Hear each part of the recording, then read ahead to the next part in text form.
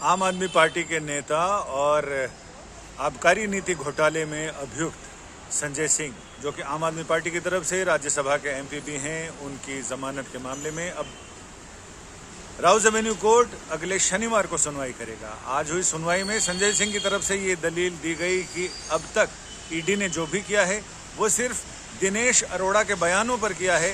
दिनेश अरोड़ा इस मामले में हाल तक अभियुक्त थे, लेकिन अब वो सरकारी गवाह हो गए हैं और सरकारी गवाह होने की वजह से उनके बयान पर ईडी भरोसा कर रही है। उनके बयान पर कितना भरोसा किया जा सकता है, ये अदालत खुद के विवेक पर निर्भर है कि अदालत इस पर देखे।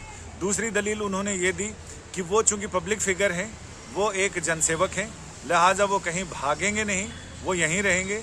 उन्हें फिलहाल जमानत पर रिहा करने में कोई दिक्कत नहीं होनी चाहिए। ईडी ने इसका विरोध करते हुए कहा कि अभी मामला जिस स्टेज पर है उस स्टेज पर इनकी जमानत पर फिलहाल कोई सुनवाई ही नहीं होनी चाहिए, क्योंकि ये इस मामले में अभियुक्त हैं। रुपए के लेन देन को लेकर इनके ऊपर गंभीर आरोप हैं और इनके खिलाफ बहुत सारे सबूत भी हैं उनके पास। लिहाजा जब सुनवाई इसमें होगी तो बहुत सारी चीज़ें सामने आएंगी। लेकिन संजय सिंह के वकील ने यह कहा कि फिलहाल उनके ऊपर अविश्वास करने की कोई वजह नहीं है और चार्जशीट दाखिल की गई। 2 साल से उनके खिलाफ मामला था, लेकिन इसमें कभी पूछताछ नहीं की गई। किसी चार्जशीट में उनका नाम नहीं था। अचानक उनका नाम सामने आता है और ईडी उन्हें गिरफ्तार कर लेता है। तो ऐसे में उनका ये कहना है कि ईडी का गोल पोस्ट लगातार शिफ्ट हो रहा है, कभी इधर कभी उधर।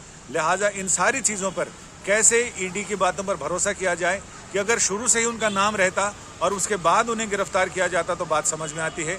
लेकिन चार्जशीट में उनका नाम तक नहीं था, उनके खिलाफ रुपए के लेन देन की बात नहीं थी और ये 2 करोड़ रुपए की जो बात उठाई गई है इसका भी जिक्र उधर नहीं था।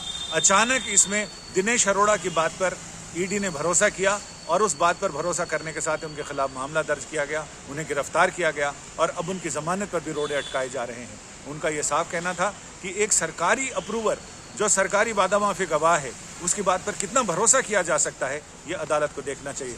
फिलहाल अगली सुनवाई शनिवार को होगी और शनिवार को ईडी इस मामले में संजय सिंह की वकील की दलीलों का जवाब देगी। तो उसके बाद ही ये तय होगा कि संजय सिंह के इस मामले में जमानत पर राउज एवेन्यू कोर्ट क्या फैसला करता है। संजय शर्मा, दिल्ली।